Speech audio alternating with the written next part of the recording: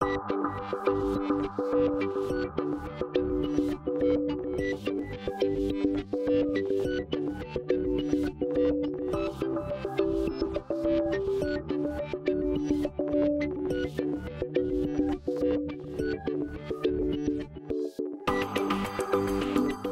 dia, pessoal.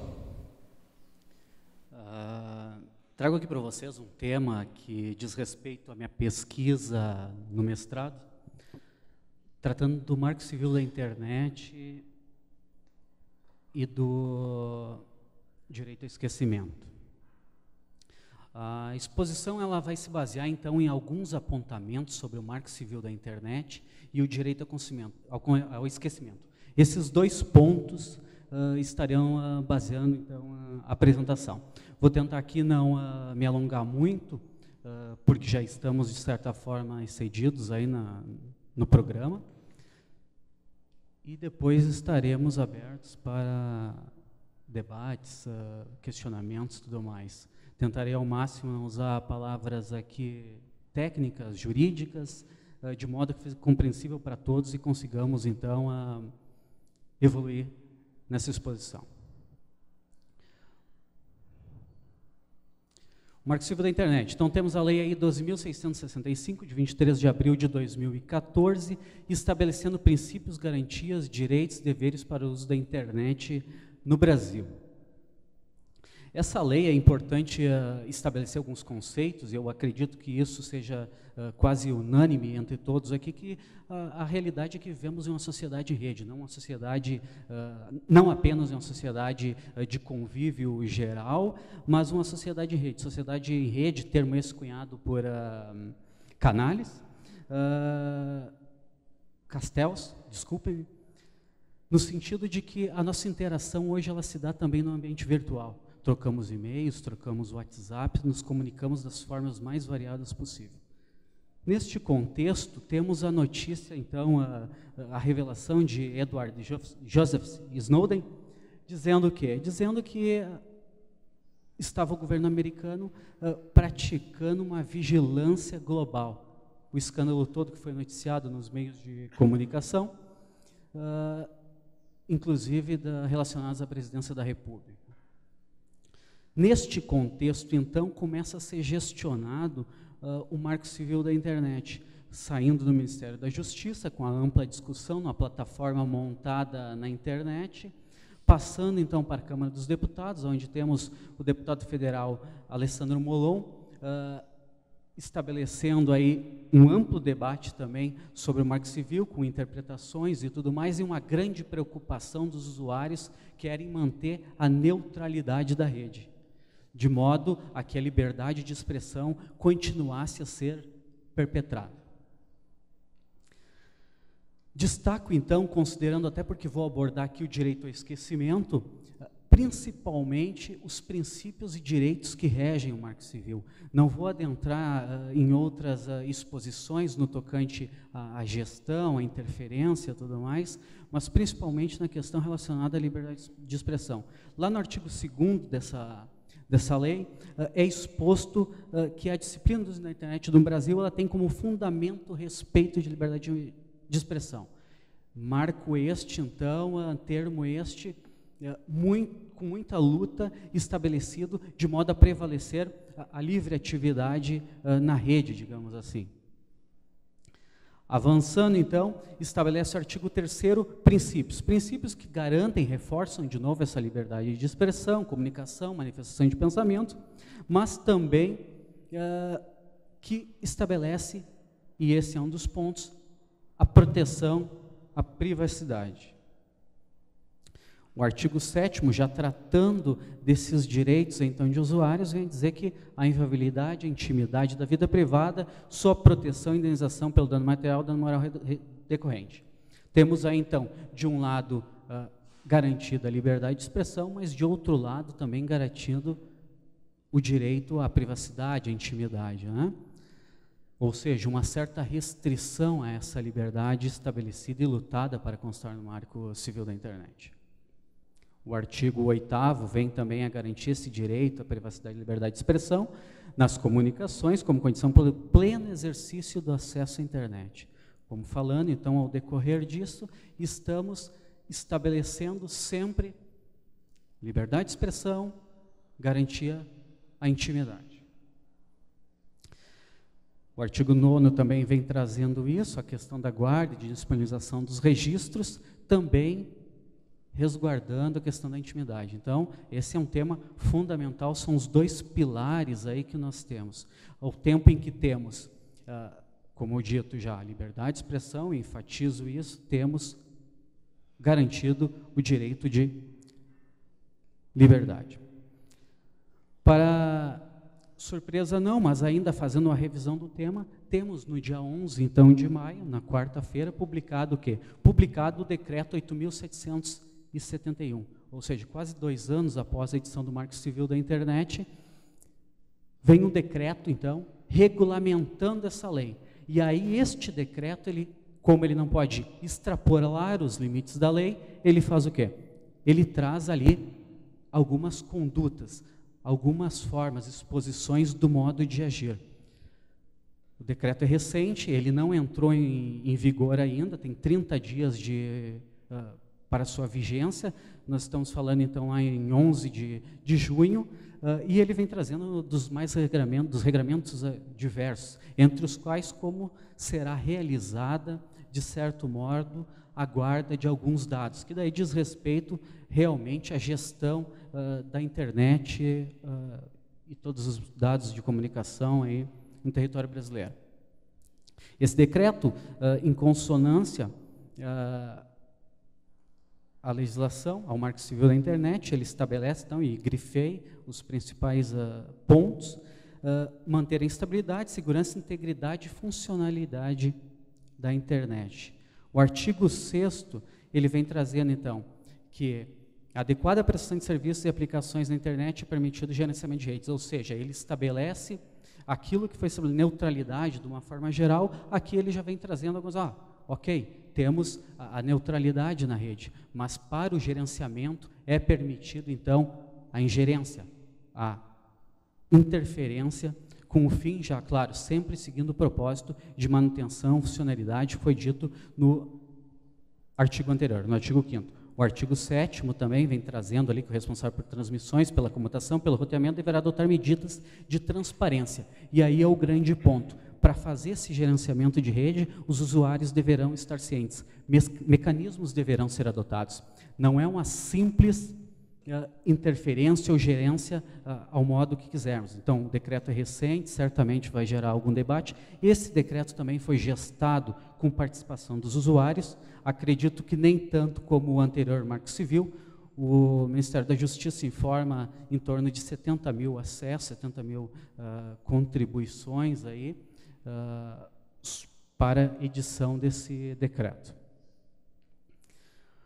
O artigo 13, então, e eu estou destacando os principais pontos deste decreto, ele diz que os provedores de conexão e aplicações devem, na guarda, armazenamento e tratamento de dados pessoais, comunicações privadas, observar seguintes diretrizes. E aí vem trazendo diversas diretrizes ali, isso regrando, então, todo o controle que deve existir. Traz ainda por último, né, que é importante destacar, que cabe, então, ao Comitê Gestor da Internet do Brasil promover estudos e recomendar procedimentos, normas, padrões técnicos para o disposto, ou seja, toda essa situação de ingerência na rede, que é uma exceção, importante frisar, a neutralidade estabelecida, ela tem que ser padronizada. Então, certamente serão ainda debates e estudos, regulamentações que estarão a ocorrer ao longo do tempo. Feita essa breve exposição da legislação, que eu acredito que seja de conhecimento da maioria, até porque diz respeito também à gestão da internet no Brasil, eu passo ao tema relacionado ao direito ao esquecimento aqui. Aí entrando muito na área do direito, nessa interferência entre a tecnologia, nessa sociedade em rede que estamos vivendo, que hoje conta com um mecanismo denominado aí a Constituição da internet, a questão do direito ao esquecimento.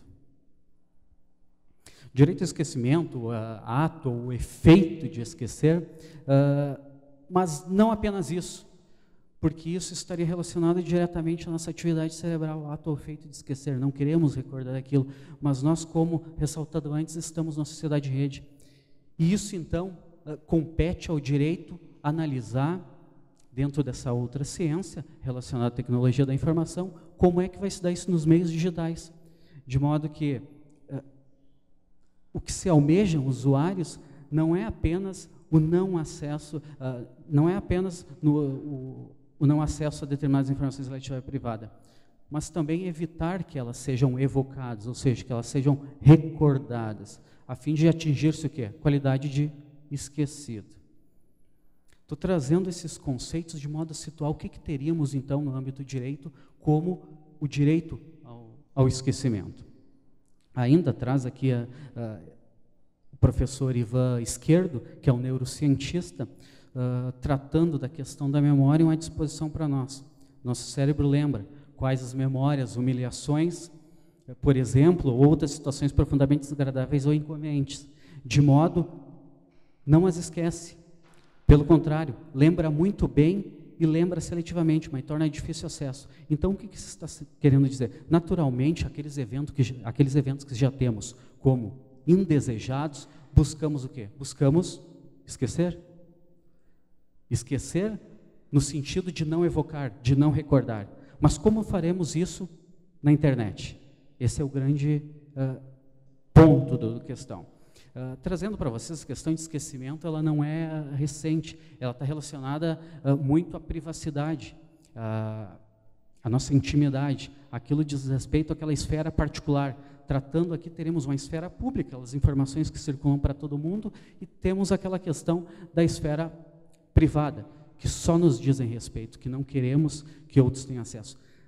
Nessa situação, lá no século XIX, então, Warren e Brandes cunham uma expressão denominada right to be alone, ou seja, o direito de estar só, a partir de divulgação num jornal de fatos relacionados à esposa de um deles.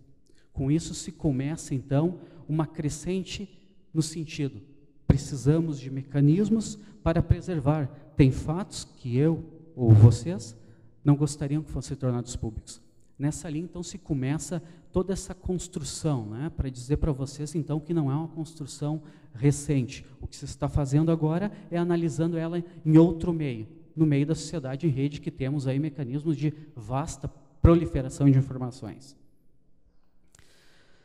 A questão aqui nos traz, então, a professora Fernanda Cantali, dizendo que, naquela expressão cunhada lá sobre o Warren Brandes, era muito mais visto o esquecimento, o direito de estar só, num aspecto negativo, ou seja, num aspecto de manter-se tal situação reservada.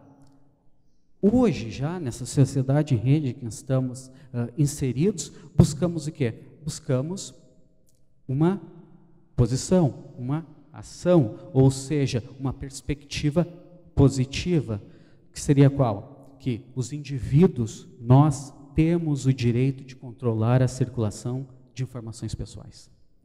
Então, nós temos duas perspectivas, e são perspectivas difíceis, porque hoje em dia, certamente, diversos aqui, até não posso generalizar, mas estão postando em redes sociais as suas atividades, seu cotidiano, e ao mesmo tempo estamos brigando por quê?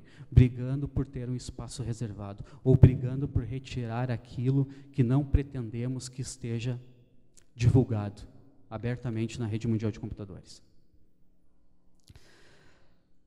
Trazendo outra definição aqui do Jorge Salomão, ele diz que o direito de esquecimento tem a finalidade de impedir a manutenção da divulgação de acontecimento pretérito quanto ao indivíduo, permitindo-se a remoção do conteúdo tipo como ofensivo da internet. Ainda define-se pelo direito que ninguém pode ser eternamente lembrado ou cobrado por atos do passado. Ou seja, estamos falando da proteção da privacidade. Essas são as posições, e essa posição nos traz aí o Gustavo Artesi, em obra também específica, tratando sobre o Marco Civil. Mas o grande ponto de tudo isso que expusemos aqui para vocês E a grande discussão começa lá em quando? Em 13 de maio de 2014, 2 anos atrás, coincidentemente. Dizendo respeito ao caso Google, caso que se passou então, o caso Google se passou na Espanha, Google Spain, Google Incorporation, e a Agência de Proteção de Dados espanhola, e o senhor Mário Costerra Gonçalves. O que aconteceu nessa situação? Esse cidadão, lá na crise mundial, aí, 1998, ele teve o seu nome publicado no edital por conta de uma dívida. O jornal em que publicou este edital digitalizou o seu acervo e colocou à disposição na rede mundial de computadores. Quando utilizado o motor de buscas, no caso, o Google, e inserido o nome desse cidadão, aparecia o quê? A reportagem relacionada à dívida, muito tempo antes. Fez o que esse cidadão? O cidadão postulou junto à agência de proteção, junto ao jornal respectivo, que era o La Vanguardia, a exclusão desses dados. Eu não devo mais. Não tem por que essa informação que diz respeito à minha privacidade e de certo modo me desabona, estar disponível para todos os usuários da rede mundial. Ele obtém sucesso, o Google recorre para o Tribunal de Justiça Europeu, mas o Tribunal de Justiça Europeu vem a negar o pedido do Google e mais, estabelecer uma situação de impacto. Qual situação de impacto? Que os particulares tenham o direito de pedir diretamente aos motores de busca que eliminem páginas com informações pessoais irrelevantes ou desatualizadas. Essa é a situação. A situação em que se estabeleceu então aqui, trazendo para a nossa realidade.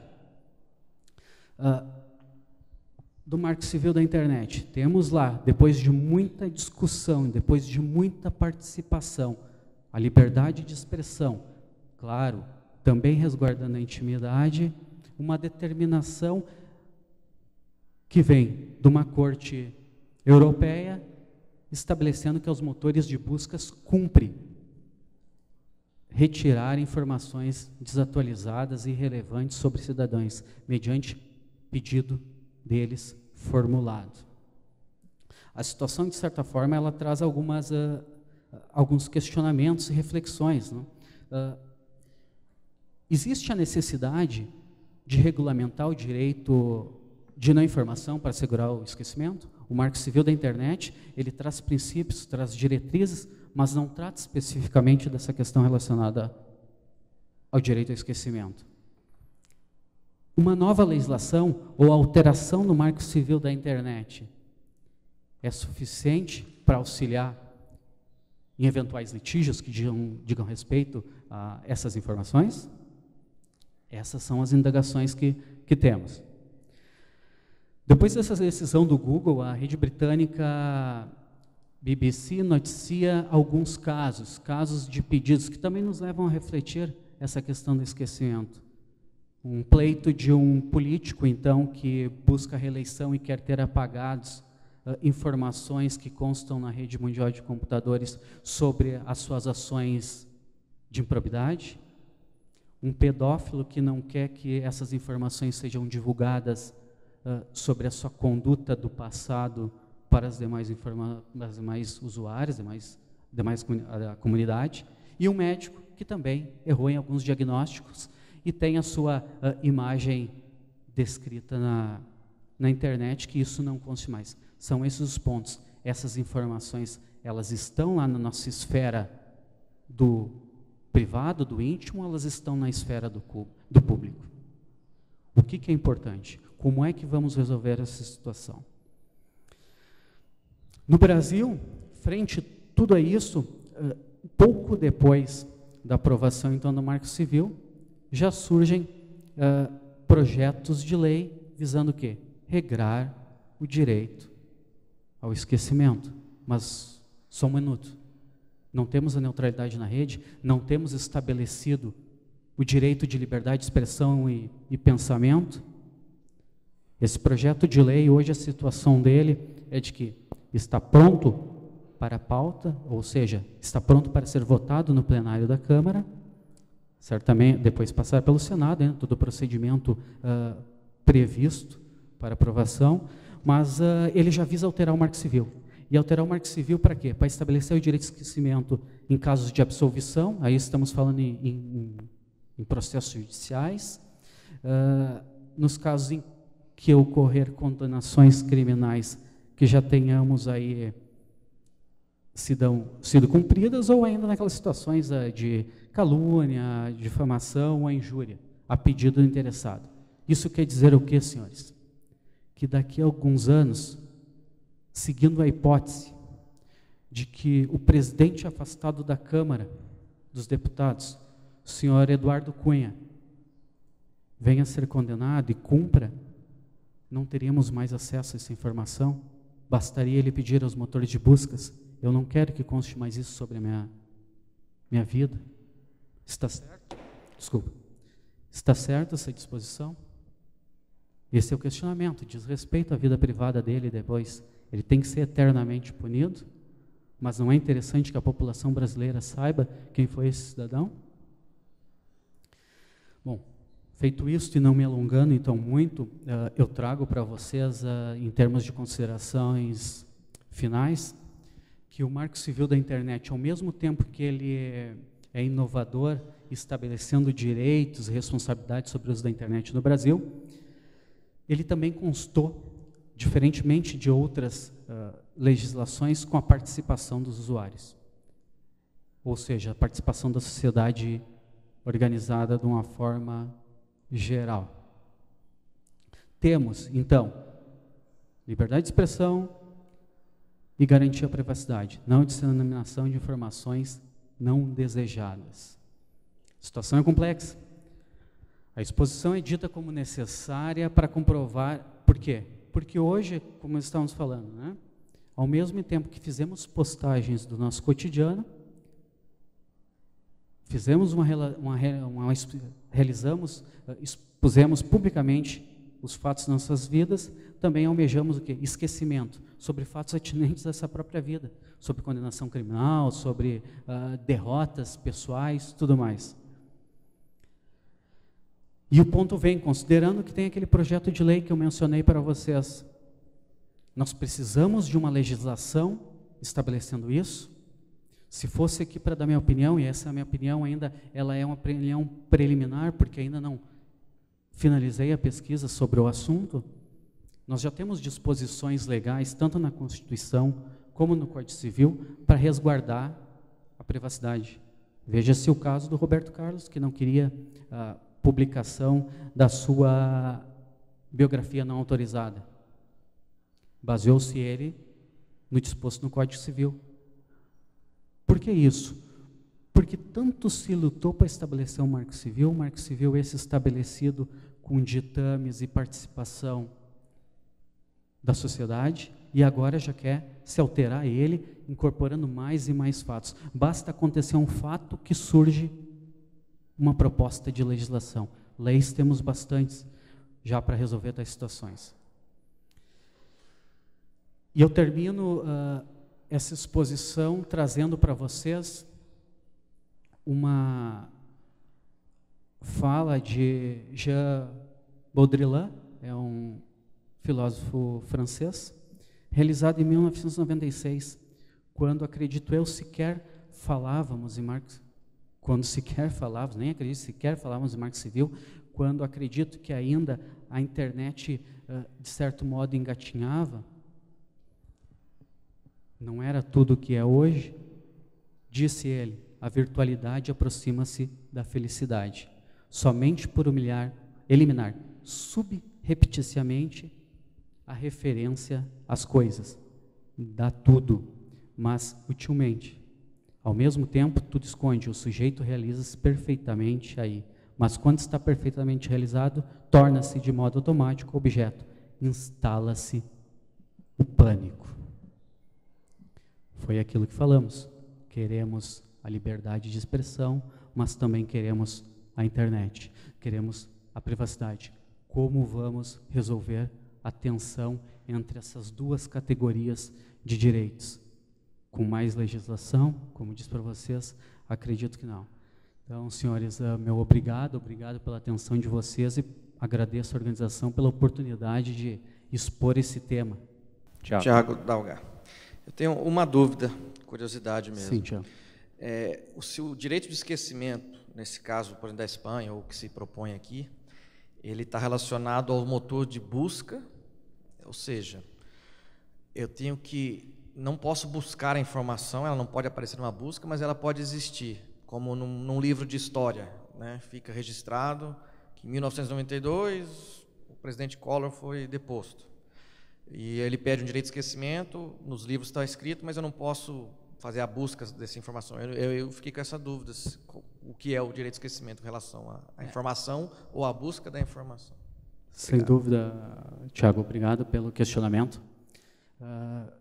Realmente, acredito, o direito de esquecimento, ele diz respeito mesmo ao esquecer a informação, a não ter a divulgação.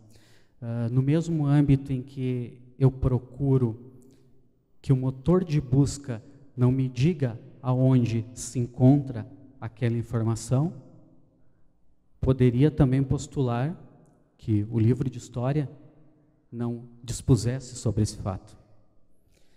Mas a situação, sem dúvida, ela é complicada, porque tu pode determinar um motor de busca que não me informe, mas a informação vai continuar lá. E se a informação foi replicada milhares de vezes, eu tenho ela em blogs, em sites, como resolveremos isso? Hoje, a partir da decisão daquela Corte Europeia, a responsabilidade está baseada no quê? Exclusivamente no motor de busca. Mas o que não nos impede, digo, com base na legislação que dispusemos, a postular que os demais sites, qualquer blogs, também apaguem aquela informação. Em complemento, só eu trago para vocês que a situação não é fácil de solução. E também não sei se vai ser resolvida fácil. O site Migalhas, que traz, voltado ao mundo jurídico, que traz um noticiário jurídico, há pouco tempo ele trouxe uma situação que se mostra inusitada. O título é: as notícias estão tomando Doril. Por que ele fala isso? Porque nós ainda temos o problema da informação cruzada. Qual é a informação cruzada? Nesse caso aqui, Fernando Capês, presidente da Assembleia do Estado de São Paulo, e um comentarista de futebol. Uma ação judicial existente entre os dois, noticiada. Nessa ação é referido o nome do advogado, do Fernando Capês. Este advogado vai no motor de busca, ou seja, ele não é a parte no processo, ele representa essas partes do processo, vai no motor de busca e pede o quê? Eu não quero que o meu nome esteja relacionado àquela informação. O que acontece automaticamente? A informação, o jornalista é o Kfouri, a informação do Fernando Capês e do Kfouri não estão mais disponíveis. Mas não por conta do Fernando Capês e do Kfouri, por conta do advogado que era referido. Ou seja, temos aqui uma informação, um cidadão, um terceiro, vamos dizer assim, que postula o anonimato, ou seja, que ele defendeu o Fernando Capês, porque tinha interesse em assumir uma vaga no Tribunal de Contas, mas ao mesmo tempo eu retiro do conhecimento das pessoas a disputa judicial, se for de conhecimento, do Capês e do Kfouri. A situação é complexa. O direito, e tem mais, o direito, infelizmente, ele não consegue acompanhar a velocidade dos acontecimentos. E como estamos falando aqui em plataformas digitais, é muito mais difícil ainda, a velocidade é incrível. Problemas teremos. Rubens Kiel, NIC-BR. A minha pergunta é se nessas análises, o que você notou de eficácia dos procedimentos de esquecimento? Porque a sensação que eu tenho é que eles têm um efeito Streisand, onde essas pessoas que pediram direito ao esquecimento se tornaram muito mais famosas do que aquelas que nunca pediram nada. Por exemplo, aquele caso lá do devedor, você mesmo citou, todo mundo cita como histórico. Então, esse caso agora virou muito conhecido. Ninguém tinha ouvido falar desse cara antes desses estudos. Assim, eu, às vezes, vejo resultados no Google, que tem lá, resultado omitido por pedido aí de direito ao esquecimento. É o primeiro link que eu clico é aquele lá, porque eu quero ver o que é. Então, o efeito não é exatamente o contrário, assim, até que ponto está se entregando aquilo que as pessoas gostariam de ter de esquecimento. Eu concordo contigo, acredito que pode gerar essa situação contrária. Até eu não tinha me deparado com a situação de que consta no motor de busca retirado por conta do pedido do interessado, mas em realidade, primeiro eu penso, se foi solicitado pelo interessado, deveria ser retirado qualquer informação. Segundo, eu acredito que isso não vai ser imediato, vai demorar uns anos. O que as pessoas querem? Querem realmente fulminar essa eventual busca, essa eventual evocação da memória. É isso que elas querem, buscam, isso que elas procuram. Contudo, tenho críticas também, não acredito que vai se tornar tão eficaz. Acredito que a eficácia ela vai dizer respeito muito mais às pessoas, vamos dizer assim, como eu, simples, que não tenha qualquer notoriedade, como todos nós, do que aquelas pessoas que são famosas.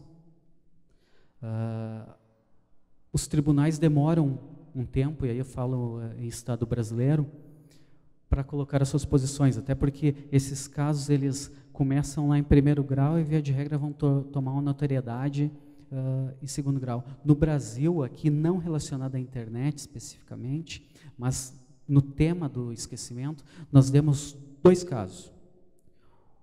Os 2 casos foram julgados pelo Superior Tribunal de Justiça, em Brasília. Um dos casos, o Superior Tribunal de Justiça disse que não teria direito ao esquecimento, e no outro dos casos disse que teria. A Rede Globo está relacionada nos 2 casos aí, são programas televisivos. Foi condenada num, não foi condenada no outro. O processo hoje ele está no STF, com o ministro Dias Toffoli, e o STF vai se posicionar sobre essa matéria. Lá não só pedem que seja esquecido, como também pedem indenização. Eu estou falando do caso Aida Cury e estou falando da chacina da Candelária. Reportagens envolvendo as personagens, né, os 2 casos. Chacina da Candelária todo mundo conhece, Aida Cury foi uma reportagem no Linha Direta, retratando o assassinato de uma senhora já falecida, que os familiares diziam, não quero mais que relembre isso aí, porque isso me traz muita dor, tudo mais. Neste caso aí, não houve condenação, e na chacina da Candelária houve condenação pela Rede Globo, dizendo que não precisava expor um autor que foi, um suposto autor, lá um réu, que foi absolvido. Essas são as situações. Vamos ver como é que vai se comportar a jurisprudência. Quando eu falo de jurisprudência, é o posicionamento dos tribunais. Danton. Você não acha que uma boa parte da dificuldade vem da, digamos assim, fronteira difusa que existe entre as esferas públicas e privadas? Danton, né? Sem dúvida. E esse é o grande ponto. O que estabelecemos como público e o que estabelecemos como privado, que diz respeito. Se formos ainda trabalhar com outros autores, isso na seara do direito, estaremos ainda trabalhando com a esfera mais íntima ainda, que é qual a esfera? A esfera que diz respeito ao que cada um está pensando nesse momento, que ninguém tem acesso. O que passa na cabeça de cada um, ninguém tem acesso. Essa é, vamos dizer, o núcleo da intimidade. E tem aquela outra intimidade que está relacionada ao que é só do nosso meio mais próximo, que divulgamos só entre amigos. Já a pública seria aquilo que divulgaremos em tudo isso aqui, mas sem dúvida concordo contigo. O grande dilema está em estabelecer público e privado. E qual o grande problema disso também? Porque nós participamos da sociedade, e não só da sociedade em rede, nós divulgamos fatos. Certamente após essa exposição, se colocar meu nome, vai ter alguma coisa relacionada, ou o nome dos senhores, dos anteriores palestrantes. Sem dúvida, a situação é difícil, mas o que eu acredito é que nós não precisamos de uma nova legislação dizendo que em tais situações isso tem que ser aplicado. Por quê? Porque nós podemos comprometer a nossa historicidade. Nós temos que deixar os fatos aos tribunais. Resolvem eles. Será publicado ou não será publicado? Podemos publicar as notícias com nomes fictícios. Não há necessidade de carimbar diretamente uma pessoa eternamente. É o que eu penso. Alan, eu gostaria de saber se nessa área de pesquisa do direito de esquecimento e no direito em geral, se existe pessoas pesquisando a possibilidade de simplesmente não ter mais como fazer o esquecimento por uma questão técnica, numa sociedade onde tecnologicamente uma coisa publicada não pode ser mais apagada, e se existem pessoas já tentando, a partir dessa possibilidade ou dessa hipótese, tentar trabalhar o direito da questão da privacidade e todas essas questões relacionadas a partir disso. E se existe alguma coisa prática que pode até contribuir hoje, por causa que a internet ela já tem um certo caráter difícil de deletar alguma coisa, de esquecer uma informação.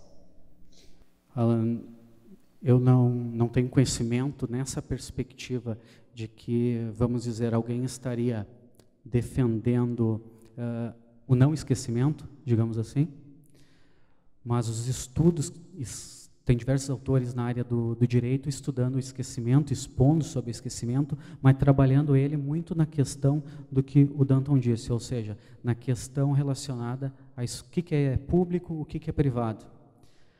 A defesa no sentido de que está publicado, não tem volta, não tem conhecimento. O que eu particularmente defendo, até porque tu eliminar um motor de busca não vai eliminar eventualmente a proliferação da informação. Eu defendo que as situações sejam verificadas caso a caso, sem a necessidade de uma nova legislação dizendo tem que fazer assim. Porque o momento que vier uma legislação dizendo o direito ao esquecimento nesses tais casos, no Marco Civil da Internet, não tem volta. Aí sequer teremos a possibilidade teremos a possibilidade de discutir, mas de uma forma mais restrita. Então, hoje eu não tenho conhecimento para te dizer nesse sentido, porque, e acredito que também não se sustentaria isso numa análise preliminar.